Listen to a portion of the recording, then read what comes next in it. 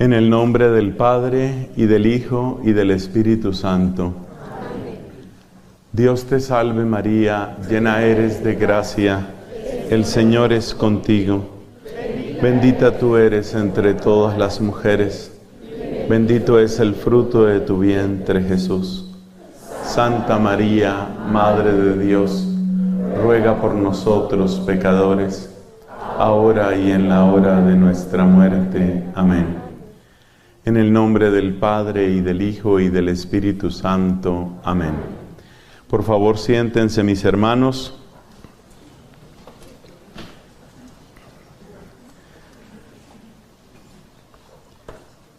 Grandes santos nos han dicho que conocernos a nosotros mismos, según la ley de Dios, es un requisito indispensable para vencer el pecado y para que sea perfecto el triunfo de la gracia en nuestras vidas. Es necesario, es indispensable el santo conocimiento de nosotros mismos. Conocimiento que se logra cuando la luz de Dios va entrando más profundamente en nuestro corazón, porque hay muchas cosas que uno realmente no conoce de sí mismo. Y el grave problema de las cosas que ignoramos de nosotros mismos es que entonces podemos estar repitiendo los mismos errores, a veces toda la vida. Y además hay otra dificultad, y es que podemos estar haciendo daño a otras personas. Podemos estar lastimando o decepcionando a otras personas y ni siquiera nos damos cuenta. Por eso es indispensable pedir al Señor esta gracia de conocernos. En la Santa Misa, una de las cosas que yo observaba era estas luces tan potentes que tenemos en la parte superior, en el techo. Y pensaba en esa luz que viene de lo alto, la luz de Dios, y que esa luz nos permitiera conocernos. Porque, repito, hay errores que uno está cometiendo y tal vez no los ha visto, tal vez nadie se los ha dicho. Entonces necesitamos de esa gracia, de esa luz, para verdaderamente conocernos. Luz como esta luz, luz que viene de lo alto, que llega a nosotros y que nos permite conocernos, corregirnos. Y todavía te voy a dar otra razón por la que esto es tan importante, y es porque también hay talentos que están dormidos en nosotros. Dios hizo en mí maravillas, dice la Santísima Virgen María. Dios hizo en mí maravillas. Evidentemente, con esa gracia de Espíritu Santo que ella recibió, especialmente en el momento de la encarnación, ella pudo decir, Dios hizo en mí maravillas. Y yo te hago una pregunta. Tú ya conoces las maravillas que Dios ha hecho en ti, las reconoces. Y sobre todo, eres consciente de que esas maravillas no son para quedarse dormidas, sino para que den abundante fruto. Todos recordamos aquella parábola de los talentos, ¿cierto? Y recordamos lo que le sucedió a aquel hombre que escondió el talento. Recibió un severo regaño de parte de su Señor. No tenías que haberlo escondido. Pero tal vez el primer lugar donde están escondidos nuestros talentos es en nuestra propia ignorancia. Por eso necesitamos esa luz potente de Dios. Vamos a hablar entonces con una comparación. Esta predicación que hemos iniciado en el nombre de Cristo, es con una comparación. Vamos a comparar con lo que sucede cuando vamos al médico. Las cosas que los médicos descubren en nosotros. Porque muchas de las dolencias, carencias, defectos, enfermedades, no se notan. Muchas veces uno va al médico porque tiene, por ejemplo, un dolor. Tengo un dolor de cabeza que no se me quita. Esta rodilla me molesta. La cadera, me paro y siento como un dolor en la parte baja de la espalda.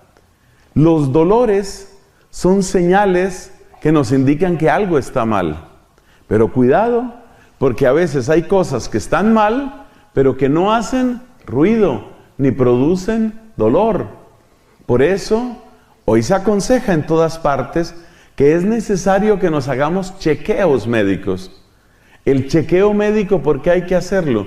Uno dice, pero yo no siento nada. Ah, pero espérate, es bueno que vayas al médico, porque hay daños tal vez en tu cuerpo, hay peligros en tu cuerpo que tú no conoces, no te has dado cuenta, pero ya los tienes ahí. Por ejemplo, espiritualmente, algo que nos puede hacer mucho daño son esas cadenas que vamos repitiendo. ¿A qué me refiero con cadenas? Cosas que vienen, por ejemplo, en nuestras familias, cosas que vienen de nuestra cultura, y a nosotros, precisamente, porque las hemos visto toda una vida, porque las hemos vivido toda una vida, no nos extrañan, no nos producen dolor, no nos tallan, pero están ahí. Y como están ahí, nos hacen daño. Por eso es necesario ese chequeo médico. Y en un chequeo médico, ¿qué descubre uno? Pues uno descubre muchas cosas. Estos médicos nos ayudan a ver muchas cosas. Entonces, lo que vamos a hacer, después de que ustedes saquen sus cuadernos, sus libretas, ¿no? No se fíe, por favor, de su sola memoria. No haga eso. Usted ha hecho un largo camino para llegar a Williams, Arizona.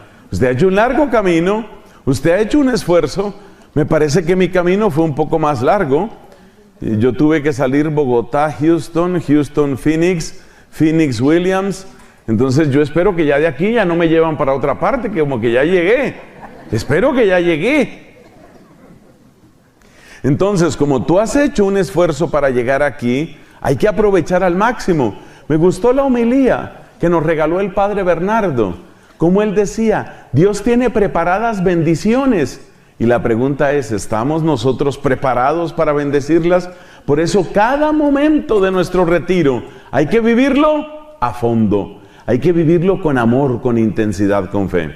Bueno, entonces lo que vamos a hacer es una especie de paralelo, una especie de comparación entre lo que ven los médicos del cuerpo y lo que a veces Dios ve en nosotros. O sea, vamos a acercarnos al médico del alma. Bueno, Cristo es médico de cuerpo y alma, ¿no? Pero vamos a acercarnos a Cristo en cuanto a médico del alma y vamos a hacer una comparación entre aquellas cosas que a veces uno tiene en el cuerpo sin darse cuenta y luego aquellas cosas y aquellas cadenas que a veces uno tiene en el alma y no se ha dado cuenta. Entonces, eso es lo que vamos a hacer. Yo creo que esto se entiende mejor si vamos entrando. A ver, yo he traído aquí unas 7. Vamos a ver si esto funciona. En el nombre de Jesús yo creo que sí funciona. Vamos a tener 7 comparaciones. ¿Y la primera cuál es? La primera es una de las cosas que siempre te miden cuando vas al médico. La tensión arterial. La tensión arterial. Uno de los nombres que tiene la hipertensión, cuando está muy alta, ¿no? Hipertensión, que está alta, la llaman el asesino silencioso. ¿Por qué? Hay veces que tú te das cuenta que tienes la tensión alta, porque sientes muy fuertes las palpitaciones, por ejemplo, en los músculos, en las venas, de tu cabeza, o te dan dolores de cabeza, o tienes una sensación como de cierto ahogo, y tú te das cuenta de que tienes la tensión alta, pero no todas las veces. La tensión alta ha sido llamada por algunos médicos asesino silencioso, porque un problema de tensión alta puede afectar muchas partes de tu cuerpo, y en cualquier lugar donde la tensión alta produzca una ruptura, un aneurisma, una cosa de estas, vaya, no hablemos más de eso, es bien grave, especialmente si es en el cerebro, por supuesto. Tensión alta. Entonces, por eso siempre nos miden la tensión y a veces nos hacen controles durante varios días o nos piden que nos tomemos la tensión arterial todos los días, más o menos a la misma hora. ¿Cuál sería el equivalente espiritual Porque estamos haciendo un paralelo, ¿no? Una comparación. ¿Cuál es el paralelo? ¿Cuál es la comparación con la tensión alta? ¿Qué podríamos decir que es propio de esto que en el cuerpo es la tensión alta? Pues sabes, hay personas que tienen iras reprimidas. Hay personas que tienen una especie de pelea con la vida y están esperando el momento de desquitarse. Hay personas que sienten que los han mantenido, los han forzado a estar abajo y tienen ganas de sobresalir. Es algo que está como reprimido. Así como la sangre, cuando hay tensión alta, está como reprimida en las arterias, en las venas. Así como la sangre está como reprimida en la alta tensión, así también nosotros hay cosas que llevamos como reprimidas en nuestra vida. Y esas cosas de repente salen, a veces de una manera muy trágica, Dios nos libre. A veces salen de una manera muy trágica. ¿Qué es una manera trágica? En el cuerpo, cuando se produce un aneurisma que puede estallarse, es como una deformación de un vaso sanguíneo, y si eso se rompe, tienes una tragedia. Dios nos libre, santo Dios, Dios nos libre. Es algo muy grave. Pues lo mismo pasa espiritualmente hablando, emocionalmente hablando. A veces tenemos cosas que están acumuladas y que van haciendo como una bolsa de presión. Y el día que menos te esperes, eso estalla. Y cuando estalla, hace muchísimo daño. ¿Y eso en qué se nota? Bueno, no te ha pasado, no has conocido un caso de alguna persona que reacciona de una manera desproporcionada, un modo desproporcionado. A veces en nuestros países, también aquí creo que ha sucedido, a veces se dan estos casos. Por ejemplo, una discusión entre dos conductores, porque se tropezaron sus carros. Hay una discusión, y de repente la discusión sube de tono, entran los insultos, y luego vienen las amenazas, y en un momento dado uno de ellos saca un arma y dispara. Se le salió de la nada. ¿Por qué sucedió eso? O golpea al otro. ¿Por qué hace eso? Esa persona seguramente estaba acumulando esa tensión hacía mucho tiempo. Es decir, tenía lo que podríamos llamar una especie de hipertensión espiritual. Es una hipertensión espiritual. Muchos de nosotros, por muy diversas razones, tenemos cosas que están reprimidas, cosas que no fueron justas, cosas injustas.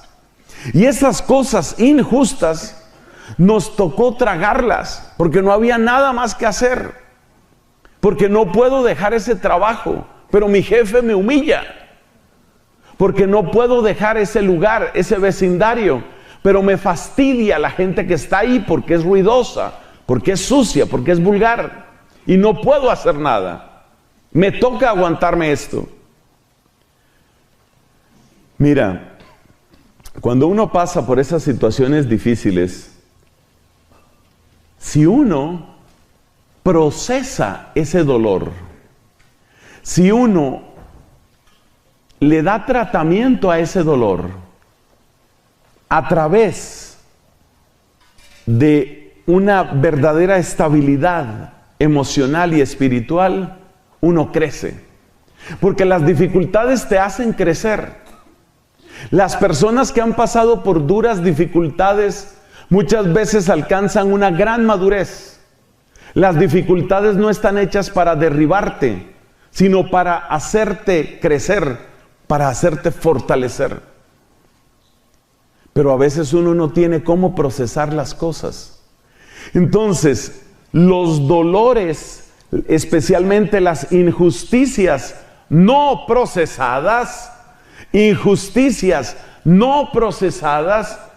van quedando, van acumulándose. Y esa acumulación va produciendo como una especie de represión, como ese fenómeno de la olla de presión, como ese aneurisma que se va inflando, que se va deformando y que puede un día causar un serio, muy serio problema. Entonces, la gran diferencia, ¿cuál es? Dos personas pueden pasar por las mismas circunstancias y uno de ellos creció en madurez, en misericordia y en fortaleza, y otro, en cambio, creció en resentimiento, en amargura y en rabia contenida. Y vivieron las mismas cosas. Por eso, muchos de nosotros tenemos que pedirle a Dios que nos ayude a procesar. ¿Qué es procesar? Procesar es darle un cauce para que no se acumule eso que llevo dentro. Darle un cauce a través de la razón y el corazón, darle un cauce a eso que me ha dolido, a esa frustración, a esa injusticia, a ese problema, a ese dolor. Cuando logramos encontrar ese cauce, cuando logramos sacar eso que llevamos dentro, entonces crecemos. Y crecemos en misericordia, y crecemos en madurez, y crecemos en fortaleza. Cuando no logramos procesar las cosas, entonces tenemos adentro una especie de ira contenida. Hermanos, esto a veces sucede en las familias. Un papá violento, que no sabía comunicarse sino a gritos y a golpes. Y después de un tiempo, los hijos crecen, y cuando crecen y se vuelven fuertes y tienen sus propios hogares, ya sabes cómo son, a gritos y a golpes. Y luego esos tienen hijos, y esos otros hijos a gritos y a golpes. Es decir, como que cada uno le va transmitiendo el mismo problema, la misma enfermedad emocional al hijo. Y eso va pasando de unos a otros, por eso hablamos de cadenas. Eso duele, porque hay familias que han estado marcadas por la violencia. No es el único daño, hay otros, pero ese es uno que aquí nos interesa destacar. Han sufrido por esa violencia que va pasando de padres a hijos. Una vez hablaba con una señora que me contaba cómo era el papá con ellos. Y esta era una mujer. El papá algunas veces golpeaba tanto a los hijos como a las hijas. Pero a las mujeres, más que golpearlas físicamente, lo que hacía era golpearlas con las palabras. Palabras vulgares, palabras ofensivas, palabras humillantes, hasta hacer llorar a las hijas de confusión y de humillación. Bueno, yo hablaba con esa señora, por supuesto, muchos años después de estos acontecimientos, y ella me decía, yo he llegado a entender un poco a mi padre, porque resulta que el papá de él era mucho peor. Es decir, mi papá nos pegaba con correas de cuero, pero el abuelo utilizaba de esas tiras con las que golpean a los animales. Con eso era que golpeaba a sus propios hijos. Entonces, fíjate que esas son cadenas, y eso es muy triste, pero hay una buena noticia: esas cadenas se pueden romper. Amén. ¿Amén? Amén. Esas cadenas se pueden romper, y eso es precisamente lo que queremos. No esconder los problemas, no esconderlos, no reprimirlos, sino saber que si nosotros, a la luz de Dios y con la fuerza de Dios, asumimos esas realidades, nosotros empezamos a vivir de una manera diferente, de un modo distinto. Esa cadena se puede romper. Hay que reconocer que hay ocasiones en que necesitamos ayuda profesional, quiero decir. Yo no voy a entrar aquí a decir qué porcentaje o qué casos sí o qué casos no. No entremos en ese detalle. Lo que sí te quiero decir es que sea que necesites ayuda profesional o no, En cualquiera de los dos casos, la solución empieza por reconocer que uno sí tiene esa represión, sí tiene eso contenido. ¿Y cómo se nota que uno lo tiene así contenido? Se nota porque a veces uno no logra dominar sus reacciones. Cuando tú sientes que pierdes el control, así sea por breve tiempo, y así solo te pase con algunas personas. Por ejemplo, yo he conocido casos de hombres que tienen este problema, pero son violentos únicamente con la esposa. Mira, así sea con una sola persona, y así no te pase todos los días. Si tú ves que tú tienes reacciones excesivas con alguien, así sea una sola persona, ahí hay algo que está reprimido. Puede ser con un hijo, con una hija, puede ser incluso contigo mismo. Esas personas que se golpean, que se hacen cortadas, como expresiones de odio a sí mismas. Cuidado con eso. No reprimas, no escondas. Después de esta predicación vamos a tener un tiempo de oración con el Santísimo. Y sabes lo que queremos, ¿no?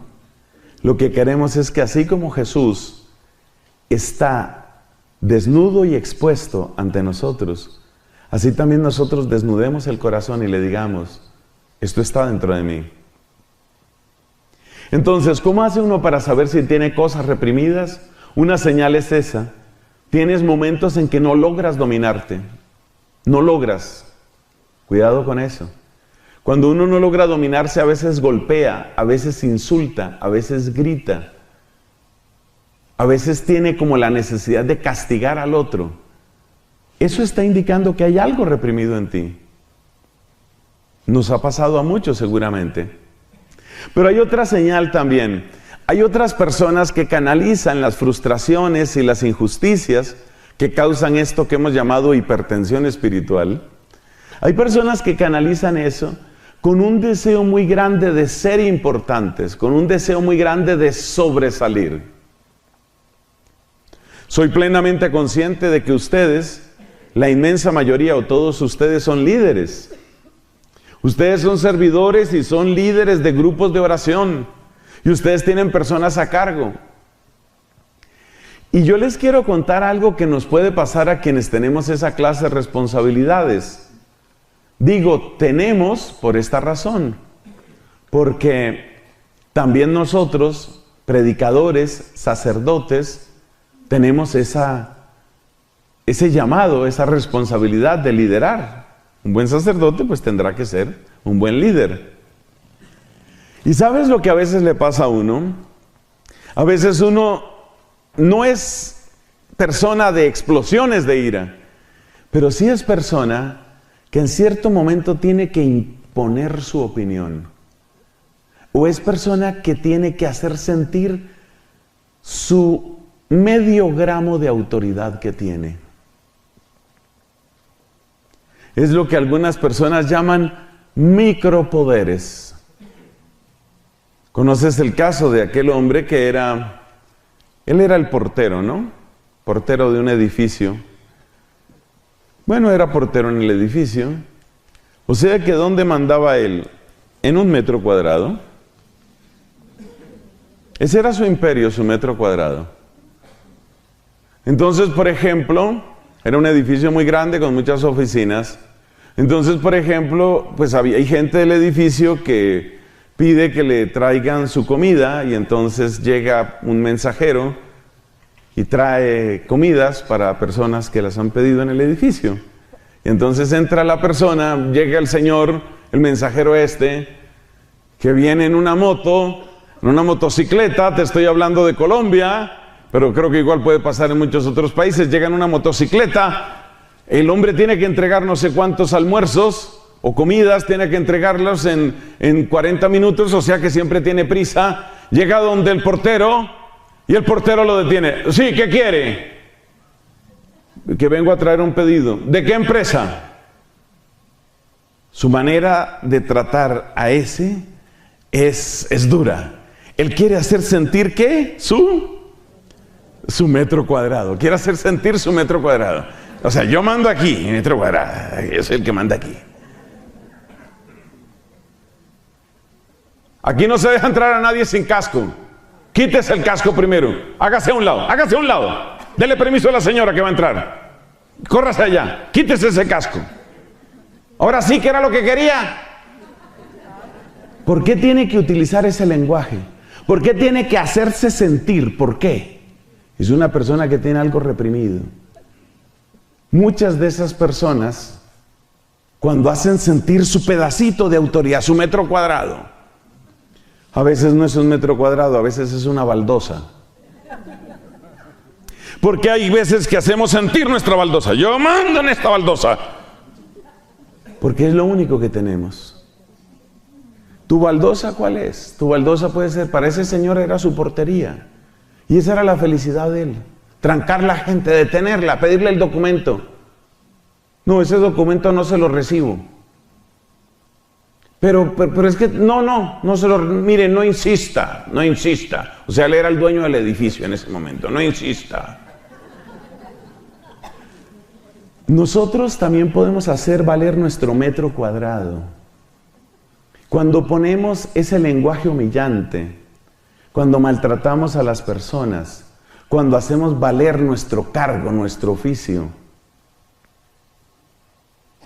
Una vez, un sacerdote cometió un error litúrgico, no es lo peor del mundo, pero es un error litúrgico. Sucede que este padre, cuando fue a la misa, no consagró el número suficiente de hostias. Realmente hubo una gran desproporción entre las hostias, número de hostias consagradas, y la asamblea. Entonces se le ocurrió una idea. Como sí había quedado de la preciosa sangre en el cáliz, él dijo, pues se le puede dar a la gente del cáliz. Pero como eran muchas personas, entonces se le ocurrió otra idea.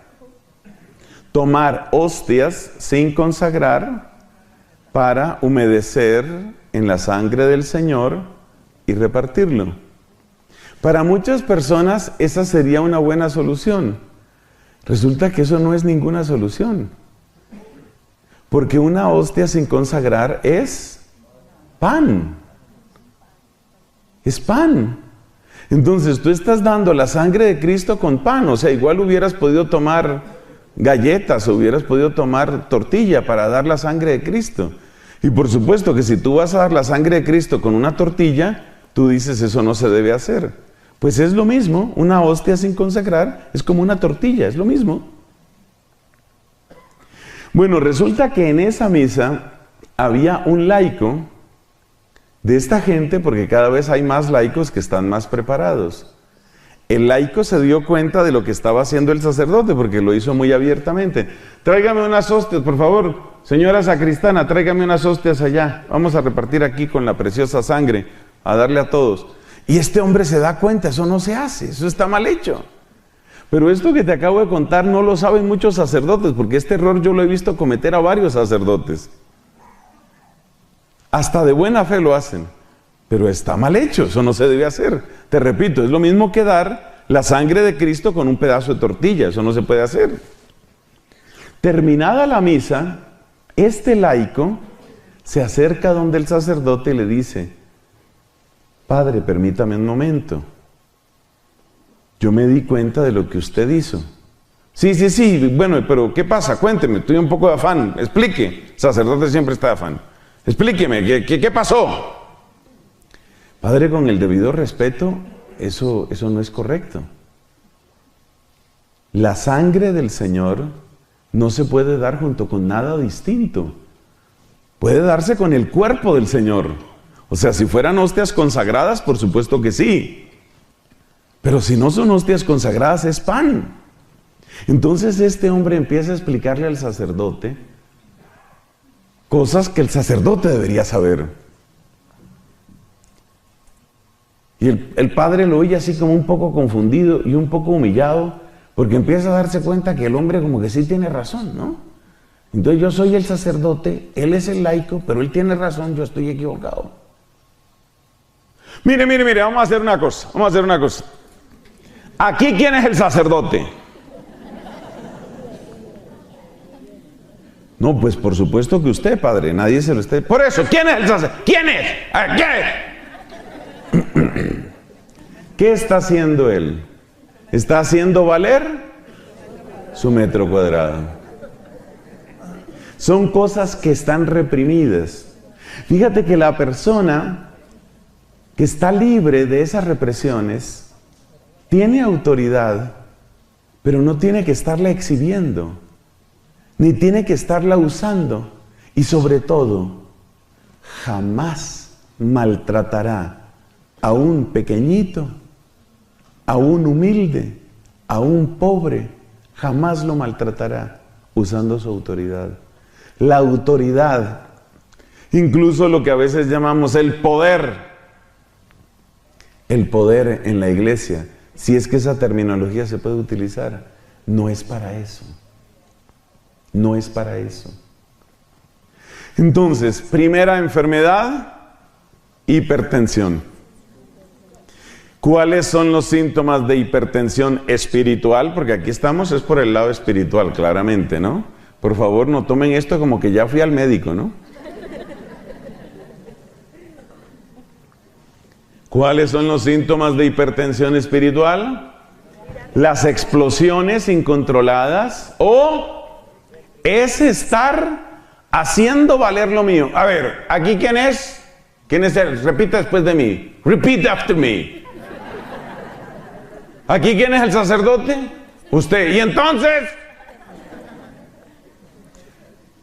hacer valer la autoridad. Y yo te digo una cosa, cuando uno se pone a pensar en esa frase de San Pablo, ¿tú qué tienes que no hayas recibido? Que tienes un doctorado de teología, que eres sacerdote, que eres obispo, que eres el jefe, que eres el líder, que eres el encargado. ¿Qué tienes que no hayas recibido? Entonces, por eso necesitamos pedirle a Dios que nos ayude a procesar las injusticias, frustraciones, opresiones que hemos sufrido. Porque una injusticia bien procesada conduce a la humildad, la misericordia, la madurez, la fortaleza. Una injusticia mal procesada conduce a la amargura, la frustración y una palabra que es muy conocida en mi país: desquite, las ganas de desquitarse con la vida, como quien dice, ahora llegó mi oportunidad, ahora llegó mi momento, y en este metro cuadrado yo tengo mi pequeño imperio. Segunda, bueno, el ejemplo de la tensión alta nos invita a considerar el caso opuesto, la tensión baja. La tensión baja también es muy peligrosa, porque resulta que la tensión baja también puede obligar al corazón a que trabaje más de la cuenta. Si la tensión está baja, quiere decir que los niveles de oxigenación no son suficientes. Y eso quiere decir que el corazón tiene que trabajar más, y eso se nota todavía menos que la tensión alta. Entonces es un problema muy serio. Espiritualmente, ¿qué es esa tensión baja? Esa tensión baja a veces es la tendencia depresiva, la persona triste, la persona con baja autoestima, la persona que está bajo el peso de malos augurios, malos deseos, malas predicciones que le hicieron especialmente en su familia. Uno de los peores errores que se puede cometer en una familia es hacer predicciones negativas. Yo les quiero decir que las predicciones negativas prácticamente equivalen a maldiciones. Por supuesto, todo lo puede romper Cristo. Yo quiero insistir en eso. Todo lo puede romper Cristo. ¿Amén? Amén. Pero tengan en cuenta que las predicciones negativas, ¿qué es una predicción negativa? Ay, usted nunca va a hacer nada en la vida. Esa es una predicción negativa. Con esa manera de ser usted se va a quedar sola, mijita. Eso es como echarle una maldición. No es una maldición exactamente porque no se está invocando ningún poder negativo para destruir la persona. Pero en términos emocionales equivale a una maldición. Y si esas palabras salen de la boca de aquellas personas que son realmente importantes, que son fundamentales para nosotros, esas palabras nos hacen un daño espantoso. Por eso una de las cosas que tenemos que hacer cuando el Santísimo esté expuesto, una de las cosas que tenemos que hacer es entregarle a Cristo todas las palabras necias que hemos dicho, sobre todo las que se refieren al futuro. Ustedes deben tomar conciencia, y yo también, hermanos, de que esa clase de palabras necias que hablan sobre el futuro, esas palabras hacen un daño terrible. Porque cuando tú eres papá, cuando tú eres mamá, también sucede en otra proporción entre los esposos, incluso entre amigos. Cuando una persona es tan importante como un papá, como una mamá, esa persona tiene la capacidad de sembrar en lo más profundo del cerebro palabras. Y si las palabras que tú dejas sembradas en tu hija o en tu hijo son palabras de fracaso, son palabras de derrota, es como si esa frase, como si esa palabra quedara dando vueltas dentro de la persona, como si siguiera haciendo eco. Hay una cosa interesante que sucede en la ingeniería civil. Si tú tomas un tubo más o menos grande, y tú pronuncias una palabra, normalmente produce un cierto eco. Pero si tú estás a una gran profundidad, a una profundidad subterránea, y tú gritas alguna palabra, el sistema de comunicación de eso, por ejemplo, los alcantarillados, ¿no? Sewage, que llaman en inglés. Los alcantarillados que tienen verdaderas redes. Una palabra que tú grites puede propagarse incluso por centenares de metros, como si siguiera dando vueltas. Eso es lo que sucede en el cerebro humano. Es un error terrible que a veces por exasperación, a veces por impaciencia, cometen los papás. ¡Ay, pero qué torpe! Usted sí, oiga, no hay dinero que le alcance, ¿no? Usted ningún dinero le alcanza. Muy mal lo veo, hijo, muy mal. Le va a ir muy mal así. Usted suelta esa palabra, usted es el papá, usted es la mamá, y esa palabra queda como en el sótano de esa persona, queda dando vueltas. Es un daño terrible. Otras personas que le dijeran la misma frase no le harían tanto daño, porque son palabras que estarían en un nivel más superficial. Pero el problema de las palabras de los papás, las mamás, el novio, la novia, el esposo, la esposa, es que cuando hay amor, nosotros abrimos con puertas muy profundas del corazón. Y entonces las palabras que nos dicen resuenan muy profundamente en el corazón. Por eso hay que tener mucho cuidado con lo que se dice. Y por eso hoy, delante de Cristo, tenemos que cancelar y retirar toda palabra necia que hayamos dicho. Y tenemos que cancelar y retirar toda palabra necia que nos hayan dicho. Es muy importante que hoy delante de Jesús tú digas estas palabras. Las diremos en su momento. Es muy importante que ante Jesús tú digas estas palabras. Tú, Señor Jesucristo, tú eres definitivo en mi vida. Tú eres el definitivo en mi vida. Tú eres el que marca mi historia. Tú eres el que define mi futuro. Por eso tú eres el definitivo en mi vida. Más que mi papá, más que mi mamá, más que el novio o novia que tú hayas tenido, querido amigo, querida amiga, más que cualquier otra persona. Hay gente que ha quedado marcada por palabras, por ejemplo, incluso de profesores, de profesoras. por allá de la escuela primaria y han quedado marcados por palabras. Por eso es necesario romper esas palabras necias. Fueron palabras dichas en un momento de impaciencia. Fueron palabras dichas en un momento de exasperación. Pero esas palabras no pueden definir mi vida. Por eso es también tan importante que, sobre todo en las parejas, se acostumbren a pedirse perdón y a pedirse disculpas.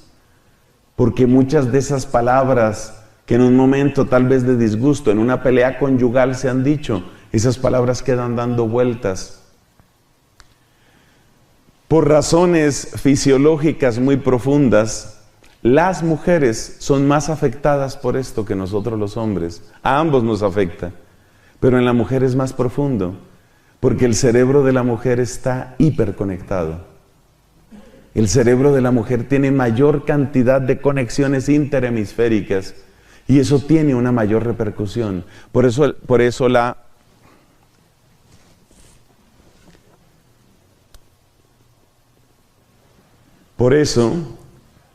la mujer puede padecer un poco más en estas circunstancias. Entonces a eso es a lo que llamamos tensión baja. Llamamos tensión baja esa situación que se presenta cuando la persona tiene esta situación. Entonces la persona se siente sin fuerzas. Médicamente, cuando una persona tiene la tensión baja, pues la persona se siente como si estuviera pesada, se siente como desganada, como perezosa, es decir, apenas son las 9:30 de la noche y la gente perezosa. ¿En qué se le nota? En que la persona a todo te va diciendo que sí.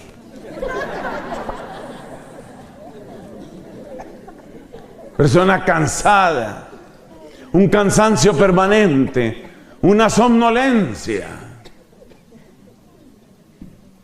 ¿Entendió? Entendí que. Entonces hay que darse cuenta de esas situaciones. Hay que darse cuenta. Eso es lo que llamamos tensión baja. Cuando nosotros hablamos de esa tensión baja espiritualmente, entonces la persona se siente desganada. Es el tipo de persona que se vuelve incluso pesimista en contra del don de la esperanza. Porque lo propio de nosotros los cristianos es el don de la esperanza. Entonces hay personas que tienen la tensión espiritual baja. Todo le ven problema. Oye, ¿y si hiciéramos una misión? No hagamos eso. No. Tiempo perdido, eso no se haga. No se haga nada, mejor no hacer nada.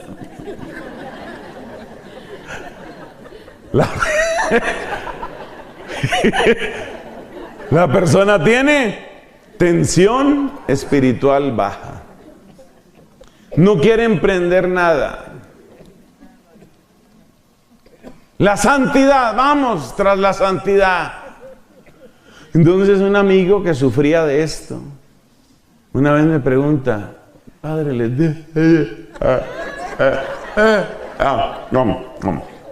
tengo una pregunta. Yo hice caso omiso del tremendo bostezo, que yo no sabía si se iba a comer el mundo o qué era lo que iba a hacer. Y entonces me dice, padre, dígame una cosa, ¿de verdad uno tiene que ir al cielo o lo llevan?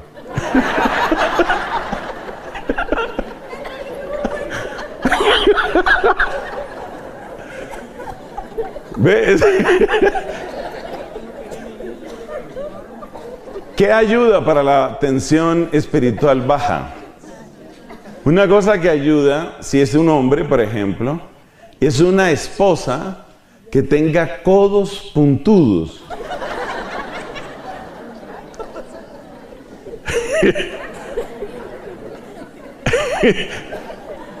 Bueno, entonces pongámonos serios.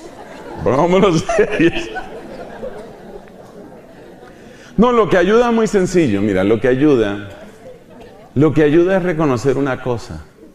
Un Señor tengo yo en mi vida, un Señor. Y se llama Jesucristo. Eso es lo que ayuda.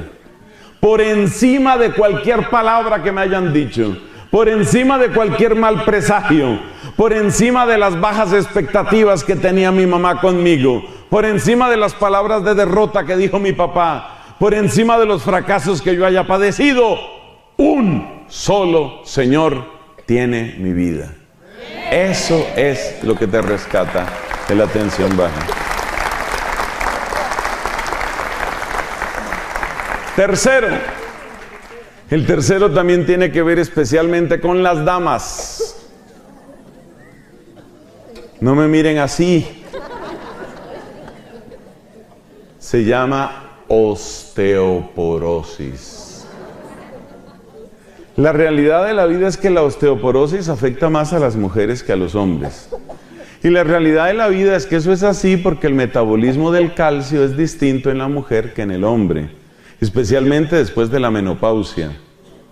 Y la realidad de la vida es que especialmente la mujer que ha tenido hijos con mucha frecuencia presenta serias deficiencias de calcio, entre otras razones porque los huesitos de la nueva criatura pues van a salir del calcio de la mamá.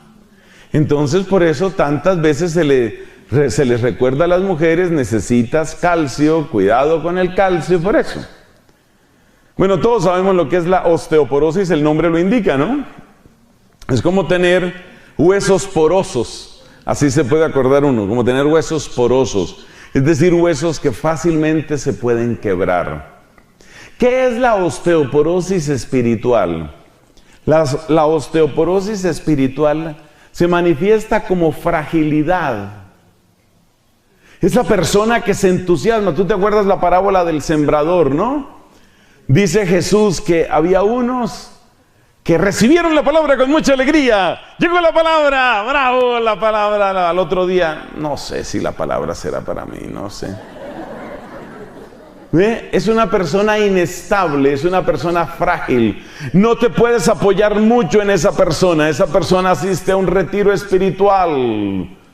Y en el retiro espiritual esa persona sale impulsada, gozosa. Ahora sí vamos a evangelizar este país, caray. Ahora sí, vamos a convertir el mundo. ¡Mundo! Allá voy. O sea, la persona entusiasmada. Una semana después del retiro en Williams, Arizona. Oye, ¿y la conversión del mundo? No, ahí vamos, ahí poco a poco.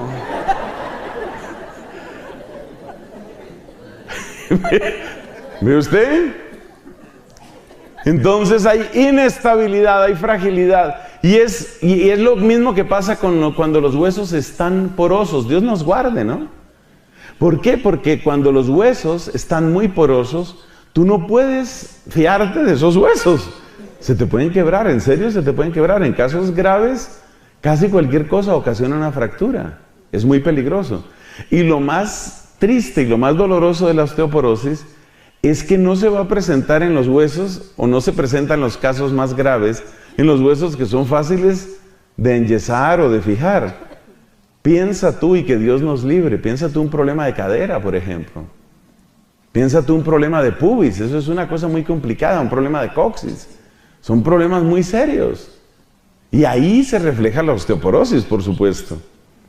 Entonces tú no te puedes apoyar. Una persona que tiene una severa osteoporosis tiene un problema muy serio porque no sabe en qué momento un paso mal dado puede ya presentar una fractura de cadera. Es algo muy grave. Entonces lo mismo sucede en la osteoporosis espiritual. Cuando una persona tiene osteoporosis espiritual, es muy difícil apoyarse en ella, porque acuérdate que cuando estaba en el retiro en Williams, Arizona, ¿qué decía? Aquí voy a convertir al mundo. Una semana después, bueno, hay que ir poco a poco. Poco a poco. Entonces ya el entusiasmo, ¿en qué quedó? ¿Ven? No se puede apoyar uno en la persona porque como que se va a quebrar. Otro síntoma de osteoporosis espiritual, ¿cuál es? Es aquella persona que es demasiado sensible. Eso tiene un nombre, ¿no? Sabemos que la expresión demasiado o muy alto en medicina se dice hiper, ¿no? Por una raíz griega. Entonces, por eso decimos que la persona es hipersensible.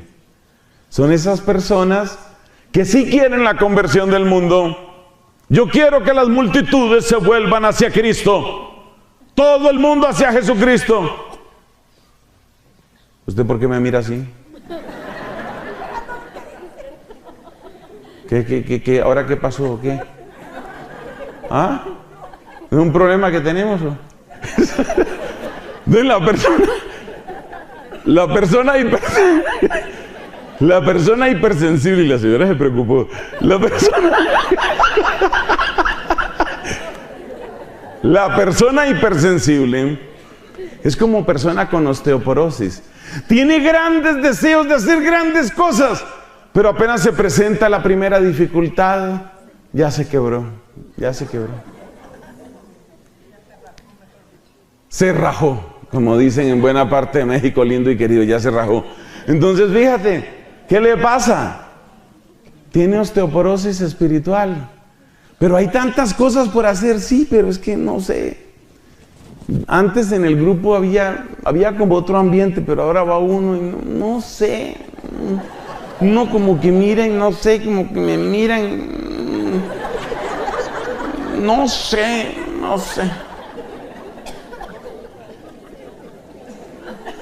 Entonces se frenó la evangelización.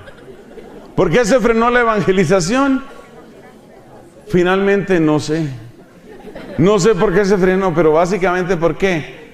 Porque hubo una que me torció la boca, la otra me miró raro, la otra no me saludó, la otra no sé. Eso como que entra uno y como que entra y como que lo sacan y como que uno se siente mal y como que no lo aceptan y como que, ¿qué? Con esa fragilidad no se puede. ¿Qué nombre le daba San Pablo a eso? Lo llamaba, es una de las expresiones de la carnalidad.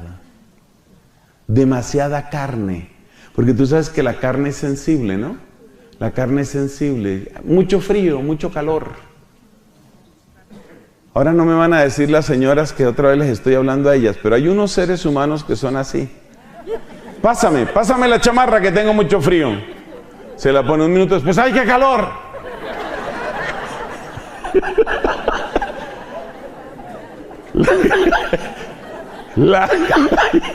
La carne es que sensible, ¿no? Sensible.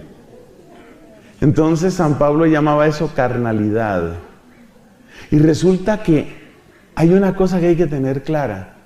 Todos los seres humanos en algún momento decepcionamos. Hay una frase impresionante de nuestro Señor Jesucristo en el Evangelio. Esa frase sí que me golpea a mí. Dice Jesús esta frase, y la tarea para usted antes de dormirse es encontrarla. La frase dice, dichoso el que no se escandalice de mí, dice Jesús. Dichoso el que no se escandalice de mí. Prueba de que hay gente que sí se escandalizó de Jesús. Gente que se retiró del Evangelio porque les pareció que Jesús era muy exagerado. O yo no sé por qué razón. Uno que se escandalizó de Cristo y uno que le dio la espalda a Cristo porque no le convenció el proyecto de Cristo fue Judas Iscariote. ¿Qué le pasó a Judas? ¿Eso? Judas sintió, no, esto no va a ninguna parte. Eso tanto sacrificio y tanta cruz y tanta cosa, esto no va para ninguna parte. Mejor quitar a ese señor de en medio, cerrar ese capítulo y ver con qué seguimos. Eso pensaba Judas Iscariote. Entonces la osteoporosis espiritual, ¿qué es? Es como una especie de fragilidad, una especie de hipersensibilidad que hace que la persona realmente no pueda emprender nada serio. Lo mismo que pasa cuando hay osteoporosis en el cuerpo. La persona tiene que andar con sumo cuidado, hay que tratarla con sumo cuidado, cuidado al subir la escalera, cuidado con una caída, cuidado. Esa persona no puede ir muy lejos. Pero bueno, de la osteoporosis corporal puede haber muchas causas. Aquí estamos hablando de la osteoporosis espiritual. Y la osteoporosis espiritual, ¿de dónde viene? Viene de esa hipersensibilidad y de esa fragilidad. ¿Cuál es el remedio? Porque estamos comentando remedios, ¿no? ¿Cuál es el remedio que puede haber para eso? Hay grupos de oración donde se entra esta hipersensibilidad. ¿Cuál es un síntoma de que empezó a entrarse la hipersensibilidad en un grupo? Cuando tú empiezas a hablar demasiado del pasado. Ay, es que esos tiempos aquellos, eso sí era. Ay, hacíamos unas vigilias, había unos cantos, mira, había una unción, se sentía una unción tremenda. Era una cosa fuerte, era una cosa potente, era una cosa muy grande, eso se sentía algo muy... Ahora no, ahora uno va y no, por ahí está la gente, pero no, ya no es lo mismo. Mira, cuando dejamos entrar la nostalgia, nos apegamos a lo que Dios hizo, pero cerramos los ojos a lo que está haciendo. Por eso, no toleren ustedes, hermanos, la nostalgia en sus corazones. Cuidado con la nostalgia. Dios, óyeme esto, Dios no está obligado a repetirse. Dios no está obligado a repetirse. Es que ya no siento lo mismo. El que dice ya no siento lo mismo está apegado a la sensibilidad. Ya no siento lo mismo. Está apegado a la sensibilidad. Cuidado con eso. Entonces, ¿qué tiene que hacer uno? Le voy a dar 2 remedios para la osteoporosis espiritual. 2 remedios. Hemos visto que esto tiene que ver con la fragilidad y con la hipersensibilidad. Le voy a dar 2 remedios para esas 2 manifestaciones de la osteoporosis espiritual. Con respecto a la hipersensibilidad, el gran remedio se llama la pasión de nuestro Señor Jesucristo. Pero ¿qué hay que ver en la pasión de nuestro Señor Jesucristo? No solo que Él sufrió, porque a veces uno dice, bueno, pero es que Él sufrió, pero es que como Él era Dios, entonces Él sí podía sufrir, pero a mí todo me duele. Y así no va a funcionar.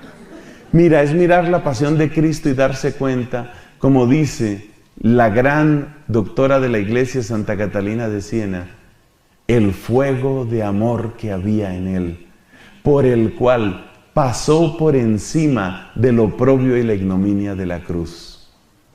Es decir, que cuando te sientas así hipersensible, así como, ¿usted qué es lo que me mira? Cuando te empiece la hipersensibilidad y empieces a recordar tiempos aquellos, Dios mío. Cuando te empiece la hipersensibilidad, la nostalgia y el estar mirando si te quieren o no te quieren, mira la pasión de Cristo. Pero en la pasión de Cristo, ¿qué es lo que hay que mirar? Lo que hay que mirar es el amor. Por amor pasó por encima de. Te voy a dar un ejemplo. Una señora tiene su hijo enfermo. El hijo está hospitalizado. La condición del hijo es grave y lo más preocupante es que no hay un diagnóstico claro. Finalmente, el doctor que revisa al hijo le hace un examen en el hospital. El doctor examina al hijo de esta señora y dice, pues no estamos realmente ciertos. Esto puede ser una virosis de esas que están dando ahora. Esto puede ser por el cambio de estación. Esto puede ser una contaminación, algo que haya en la escuela. Pueden ser muchas cosas, pero yo no creo que sea grave, señora. No se preocupe usted. Vamos a mantenerlo en observación. Ya le hemos dado algunos analgésicos y esperemos un poco. 1 o 2 días de observación. Y se despide el doctor. La señora mamá, le ha seguido la pista como buena madre, le ha seguido la pista a este muchachito. Y ve que realmente él lleva demasiados días demasiado enfermo. Y no le convence lo que ha dicho el doctor. Ella no es médica o médico. Ella no es médica. Pero no le convence lo que ha dicho el doctor. Ella no está convencida de eso. Entonces ella saca una conclusión en su cabeza. Yo necesito oír opinión de otro médico. Muy razonable. Como no es persona que tenga demasiado dinero para pagarle a otro especialista, entonces en el mismo hospital ella quiere que otro doctor vaya y revise a su hijo. Porque ella no está convencida de que esto es asunto de que esperemos 1 día, 2 días. No, aquí hay algo grave. Su corazón de madre, vamos a decirlo así, le avisa, aquí hay algo grave. Pero en ese hospital, a pesar de que ella tiene un seguro, en ese hospital, lograr que otro doctor examine a ese muchacho no es fácil. Por todas partes le van a poner trabas. Entonces, si va a hablar con la enfermera jefe va a hacer cara de que hay otra señora que cree que su hijo es el único paciente y le va a hacer caras de que, ay, Dios mío, ¿qué haremos con estas mujeres? Y mire, pues si quiere presente esta solicitud, pero yo no sé. Y luego si presenta esa solicitud, eso tiene que ir a la mesa directiva de no sé dónde y tiene que hacerse un trámite. Y en todas partes le hacen mala cara y en todas partes le ponen cara de que usted, ¿por qué es tan fastidiosa? Pero ella insiste. 4 horas después, de oficina en oficina, moviendo papeles, haciendo llamadas, llamando a la aseguradora. 4 horas después está otro médico revisando al niño. Y dice, señora, yo creo que usted tiene razón. Esto no es tan sencillo. Parece que estamos frente a una peritonitis que está empezando. Ustedes y yo sabemos que una peritonitis en cosa de horas puede ser demasiado grave. ¿Qué hizo esa señora en esas 4 horas? Podemos decir que le salvó la vida al hijo. ¿Qué tuvo que hacer para salvarle la vida al hijo? Aguantar malas caras. ¿Le dolió, le importaron las malas caras? No. ¿Por qué? Por amor. Ese es el ejemplo que quería que entendiéramos. Cuando uno tiene amor, a uno no le importan las malas caras. Que me van a ver mal, que quién sabe, que ahora, y ahora usted, ¿por qué así? ¿Por qué me mira así como que, ¿y qué le pasó? Como decía por allá un amigo allá en mi país, ¿y usted por qué me mira así? ¿Se le perdió uno igual?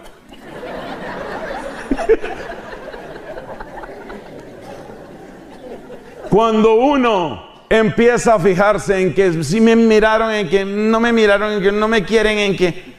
¿Qué se llama eso? Falta de amor. Esa señora tuvo que enfrentarse contra todo un hospital.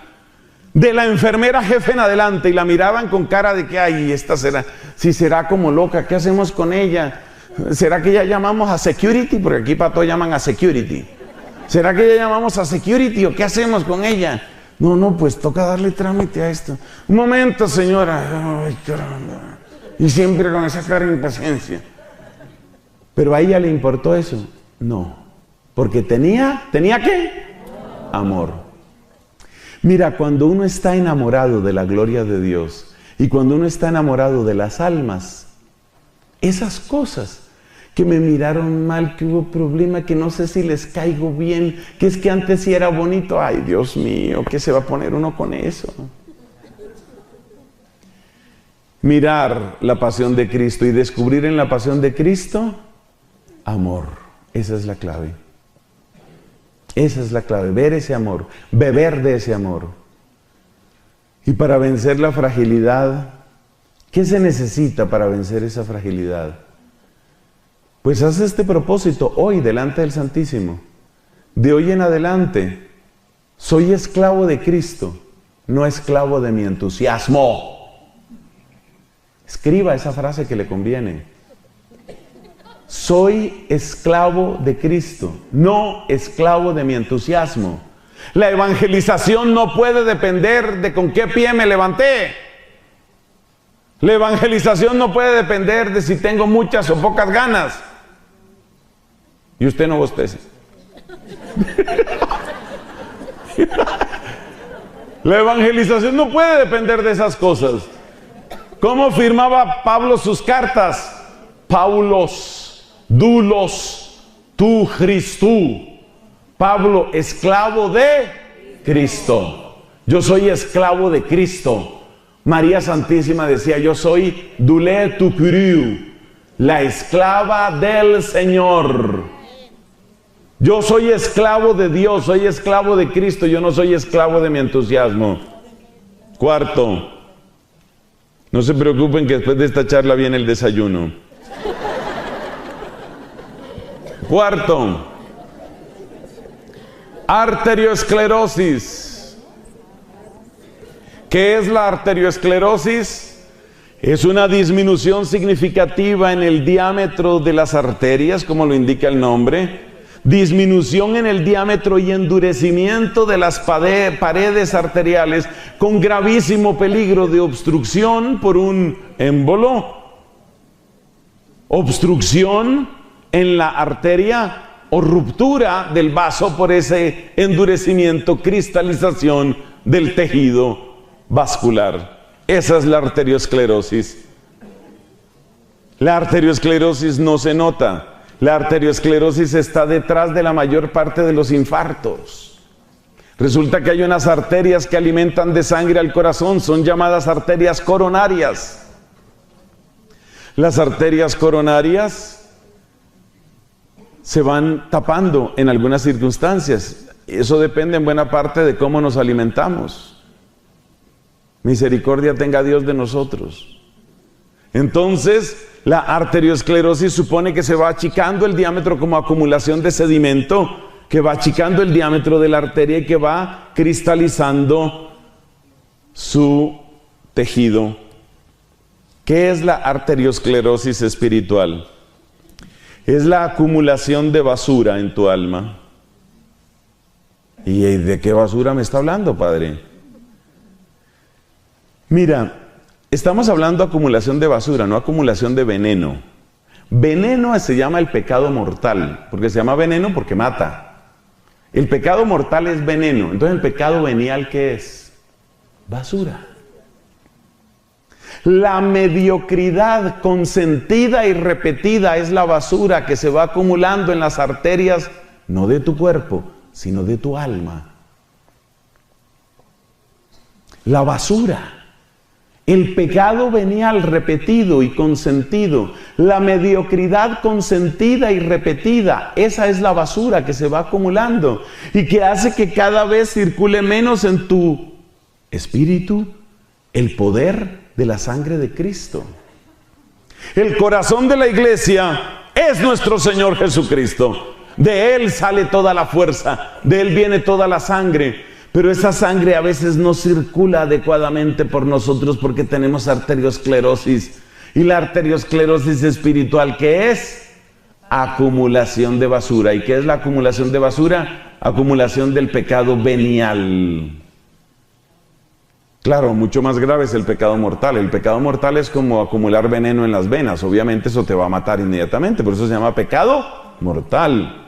Pero aquí hablamos de pecado venial, que es acumulación de basura.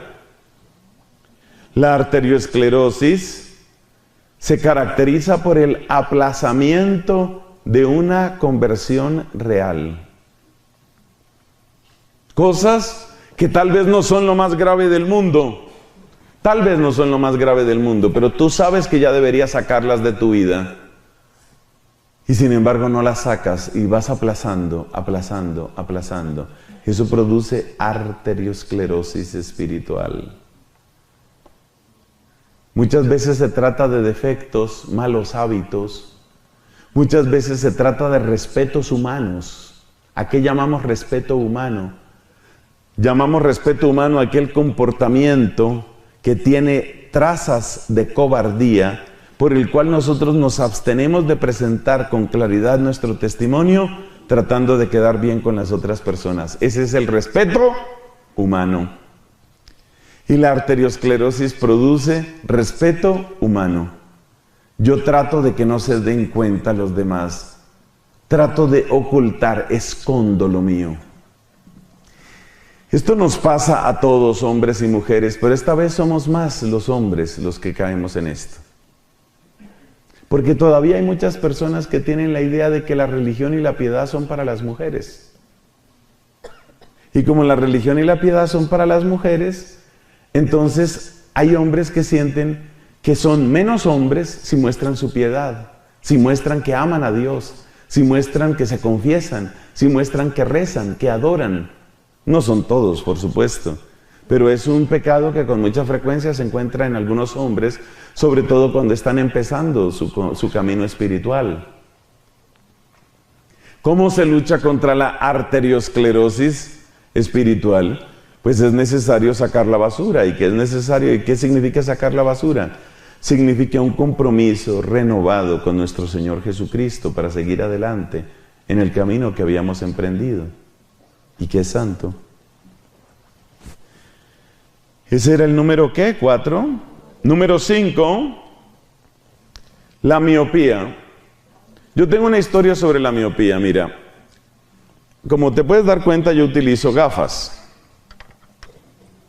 ¿Desde cuándo utilizo gafas yo? Las utilizo desde muy temprana edad, es decir, yo tengo 53 años, voy a cumplir algo así como 54.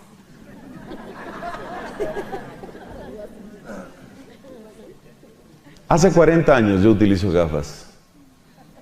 Pero lo mejor de esta historia es cómo me di cuenta, o mejor dicho, cómo se dio cuenta mi familia de que yo necesitaba gafas. Eso fue una historia hasta simpática. Resulta que yo tenía que tomar un bus, fui a estudiar a casa de un compañero y tenía que tomar un bus, un autobús para devolverme a mi casa. Y resulta que mi casa queda cerca de un barrio en Bogotá, bueno, la casa paterna, obviamente ya ni vivo yo ni vive nadie de mi familia ahí, en un barrio de Bogotá que se llama Los Andes. Y cerca de Los Andes queda otro barrio que se llama Floresta. Entonces yo fui a esperar el bus que tenía que llevarme a Los Andes, mi barrio, y la Floresta. Y el bus dice eso. Pero yo, como tengo miopía, es uno de los muchos problemas que tengo. Yo soy un niño lleno de problemas. Como tengo miopía, entonces resulta que yo detuve el bus y me subí al bus que decía Florida. Florida es un barrio completamente distinto que queda lejísimos de la casa de mis papás. Yo era un niño inocente. Oh, tiempos aquellos. Era un niño.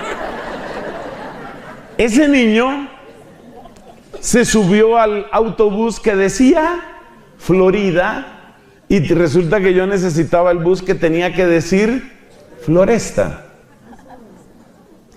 Bueno, esa anécdota se recuerda en toda mi familia porque entonces fui a dar... Bogotá es una ciudad grande, no es tan grande como Ciudad de México, pero es una ciudad inmensa. Tiene casi 8 millones de personas en este momento.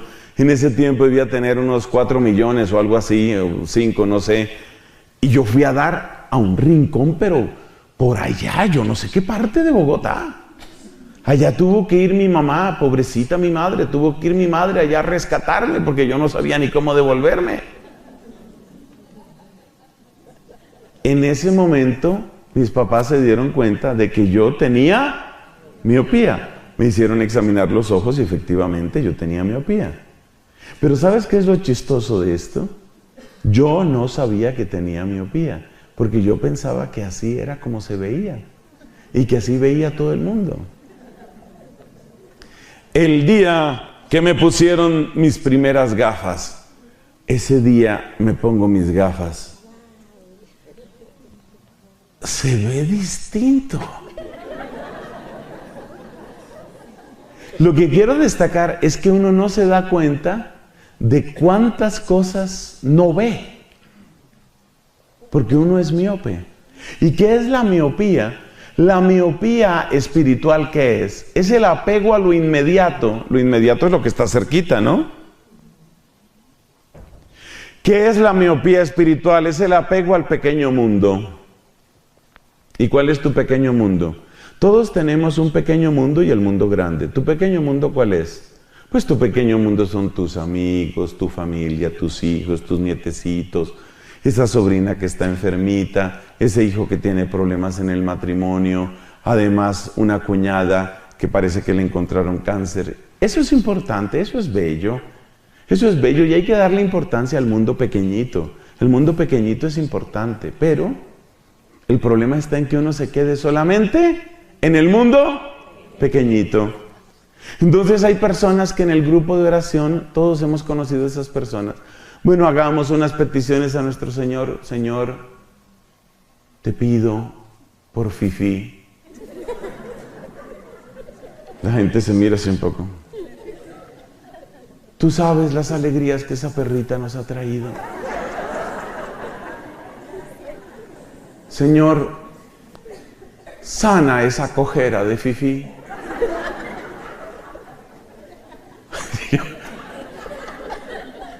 Claro que la perrita está sufriendo, nadie lo niega, la perrita está sufriendo.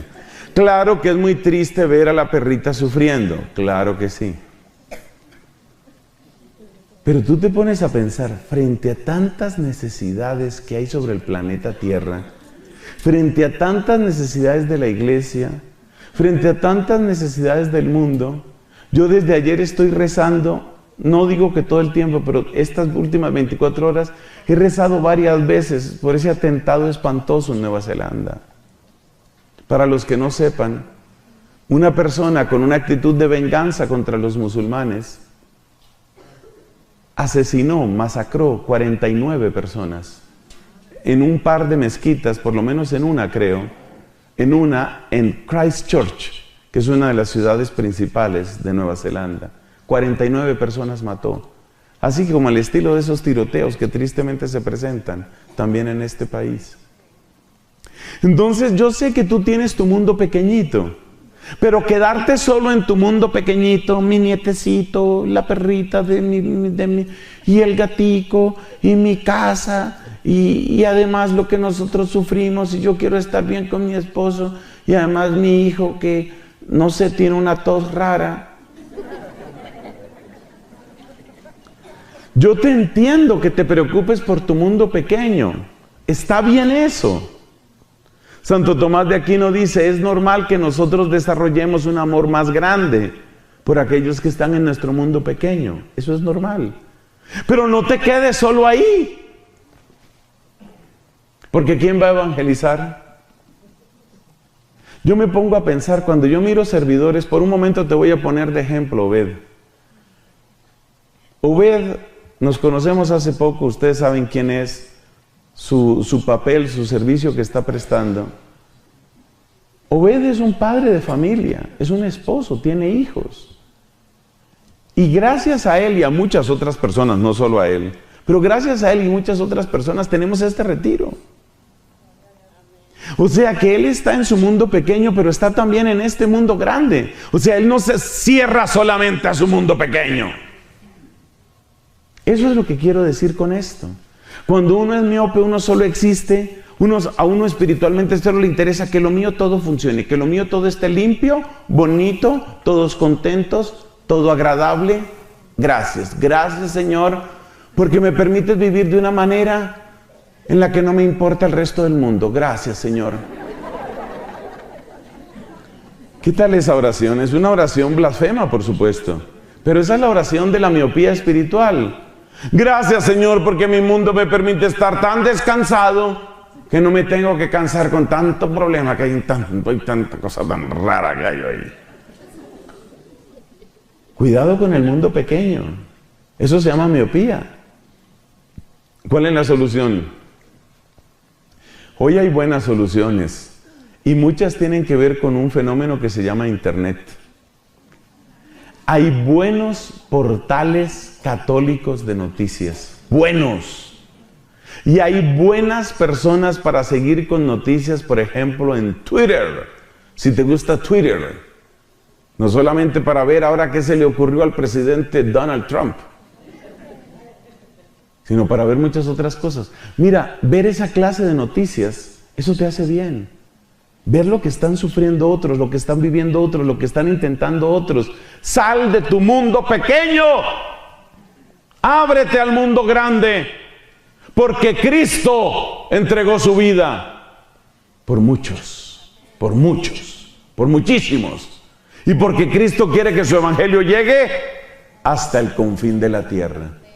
Entonces, cuidado con la miopía. Sexto, Dios mío, esto se volvió tarde. Sexto, ¿qué es lo contrario de la miopía? Lo contrario de la miopía es la hipermetropía, que es cuando la persona puede ver claramente de lejos, pero no puede ver claramente de cerca. Hay un fenómeno parecido en los ojos que se llama presbicia. La presbicia es una pérdida de flexibilidad en el cristalino excelente que tenemos en nuestros ojos. Cuando una persona tiene presbicia, ¿cómo se nota que tiene presbicia? Se nota porque las personas se le empiezan a alargar los brazos.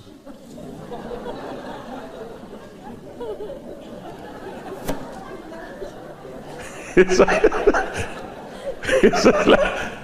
es la presbicia.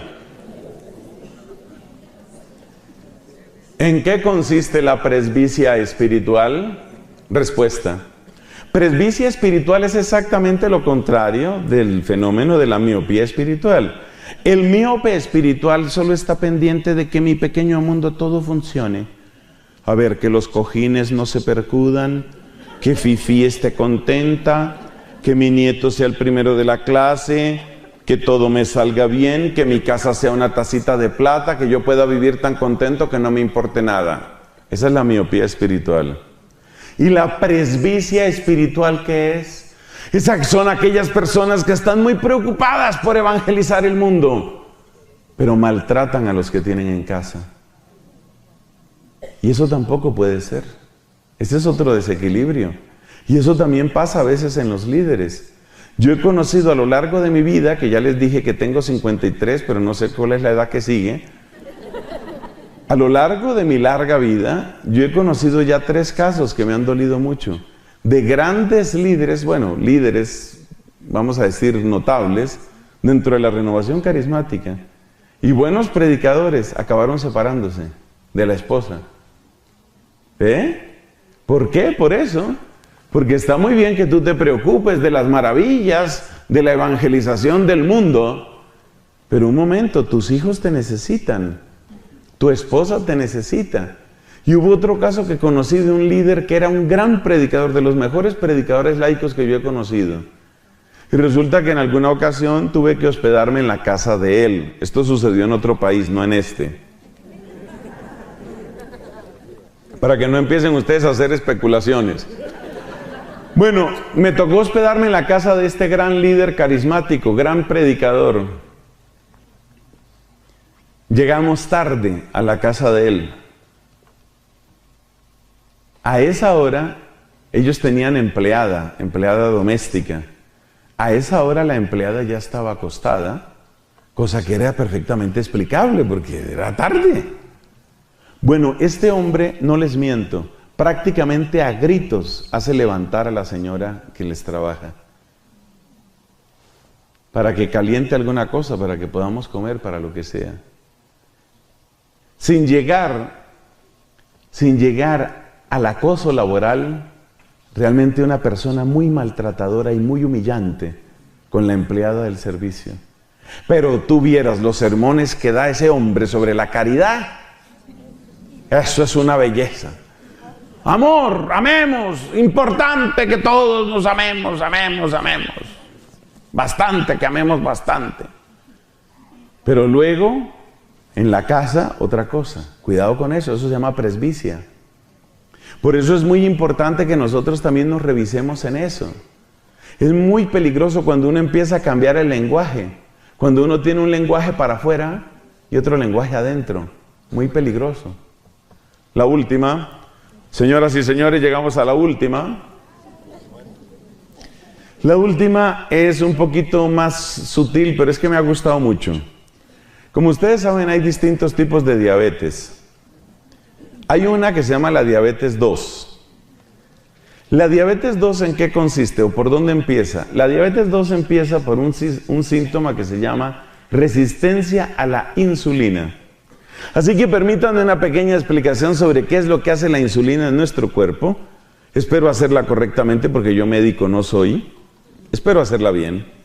Una de las cosas que hace, porque hace varias, pero una de las cosas que hace la insulina es administrar el potencial energético del azúcar en el cuerpo. Eso quiere decir que la insulina hace que cuando tu cuerpo necesite energía, entonces la pueda obtener de los azúcares que son la fuente predilecta de energía. Eso se procesa, entre otros lugares, en el hígado. Pero la insulina no proviene del hígado, sino de unas células que se encuentran en el páncreas. O sea, realmente el cuerpo humano es una maravilla. Entonces, ¿qué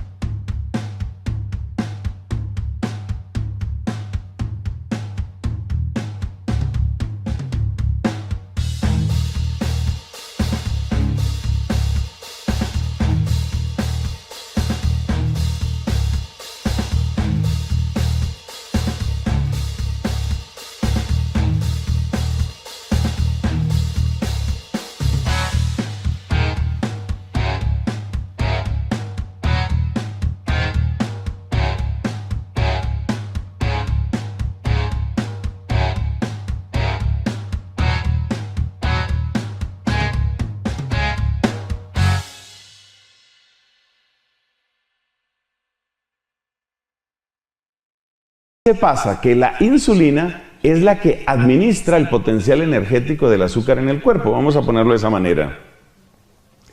Pero ¿qué pasa cuando uno come muchas harinas, como tal vez nos ha pasado a algunos? Cuando uno come muchos dulces, ¿qué pasa?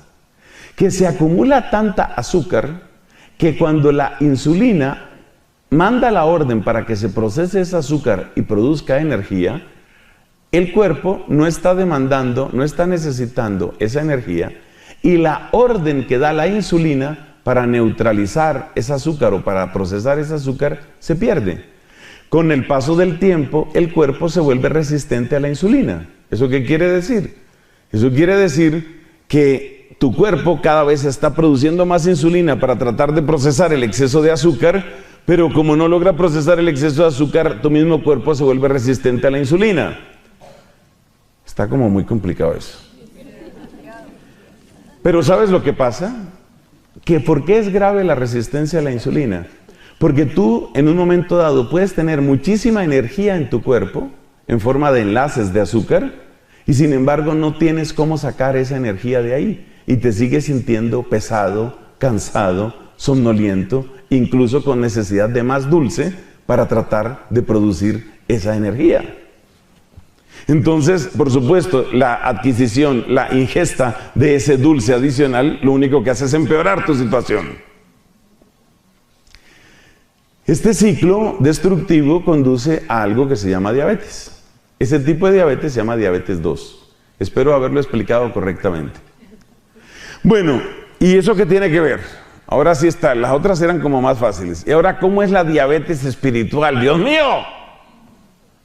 ¿Sabes en qué consiste?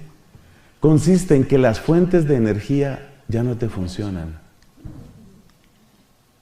Esa es la diabetes espiritual. Entonces, por ejemplo, tú entras en una oración y esa oración que debería darte la energía espiritual, no te la da. Porque te volviste insulino resistente. Eres resistente a la insulina.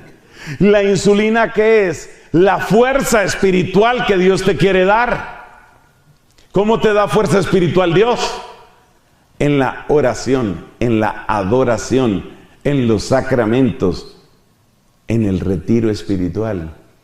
Cuando tú empiezas a sentir que esas cosas no tienen ningún impacto en ti, tal vez has desarrollado diabetes espiritual. La diabetes espiritual existe, queridos amigos. Y bueno, ¿y qué hace uno con la diabetes espiritual? Ya es bastante complicada la diabetes corporal, bastante complicada. Pues el paralelo es tan grande que el mismo tipo de remedios que se utilizan para los comienzos de la diabetes corporal te sirven para la diabetes espiritual. ¿Qué tipo de remedios? Hay dos cosas sobre todo que nos recomiendan a los que estamos en ese peligro. Porque yo, por ejemplo, estoy en ese peligro. Hay dos cosas que nos recomiendan. Se necesita que comas menos azúcar, menos dulce, y se necesita que tengas mayor actividad física. Son las dos cosas que se recomiendan. Si tú estás en los comienzos de ese ciclo destructivo que podría acabar en una diabetes 2, si tú estás en los comienzos, estás todavía a tiempo para hacer lo que tienes que hacer. Y lo que tienes que hacer es menos dulce, eso incluye menos harinas, menos dulces y más actividad física. Traslademos eso a nuestra espiritualidad. ¿Qué significa eso desde el punto de vista espiritual? Eso quiere decir, menos dulces quiere decir, no dependas de los consuelos espirituales. Los consuelos espirituales son como los dulces que Dios nos da. No dependas de los consuelos espirituales. Es decir, mantente y persevera en tu oración o en tus prácticas espirituales, sea que sientas o no sientas dulzura. No dependas del dulce espiritual. El dulce espiritual son las consolaciones que nosotros a veces tenemos. Entonces, por favor, que no dependas de esos dulces espirituales. ¿Y qué es lo otro que hay que hacer? El médico del cuerpo nos dice, usted necesita mayor actividad física. ¿Y esto qué significa? En el caso nuestro, que necesitamos mayor actividad espiritual. Y eso significa mayor evangelización. Entonces, para salvarte de la diabetes espiritual, ¿qué tienes que hacer? No dependas de los dulces espirituales. ¿Y qué quiere decir no depender de los dulces espirituales? No dependas de las consolaciones. Persevera en la oración, aunque ese día no sientas nada, porque tú no dependes del dulce. Y además, evangeliza más. Menos consolación espiritual y más evangelización te van a salvar de la diabetes espiritual. ¿Amén? Amén. ¿Y sabes lo que resulta de aquí? Estos son los guerreros de la causa de Dios. Estos son los soldados del ejército de Dios. Estas son las personas que están dispuestas a pelear por su gloria, por su amor y por su victoria. Amén.